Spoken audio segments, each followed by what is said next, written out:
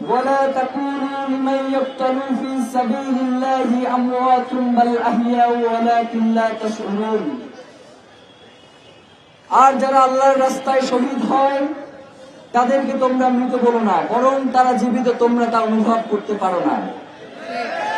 প্রিয় বন্ধুরা, আজকে শরীফ ওসমান হাদী যিনি শাহাদাত বরণ করে আপনাদের এই পাশে শুয়ে আছেন, কিন্তু আপনারা যে এখানে চলে আসছেন, কেন চলে আসছেন? কারণ শহীদ ওসমান হাদীর যে আদর্শ, তার যে চিন্তা চেতনা, সেটা আপনার নিজস্ব যে সত্তা ছিল সেই সত্তাকে সরিয়ে দিয়ে সে সেইখানে স্থান করে নিয়েছে।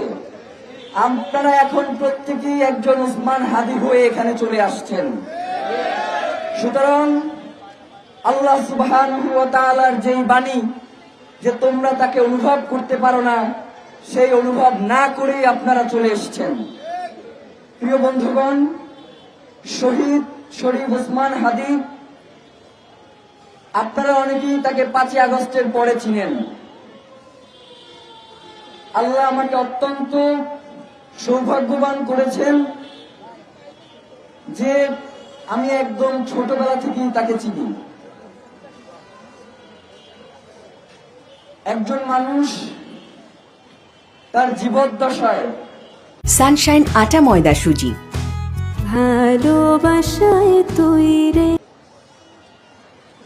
তাকে ছোটবেলায় আমরা দেখেছি যে বাংলাদেশের স্বাধীনতা সার্বভৌমত্ব টিকিয়ে রাখার জন্য যখন শরীফ ওসমান হাদী ছোট্ট মানুষ,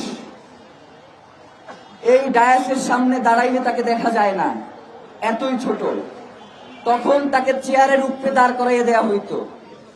সেই চেয়ারের উপরে দাঁড়িয়ে শরীফ ওসমান হাদী তখনও বাংলাদেশের স্বাধীনতা সার্বভৌমত্বের কথা বলতো, এবং আজকে তার মৃত্যুর আগেও তিনি বাংলাদেশের স্বাধীনতা সার্বভৌমত্ব টিকিয়ে রাখার জন্য বলে গেছেন।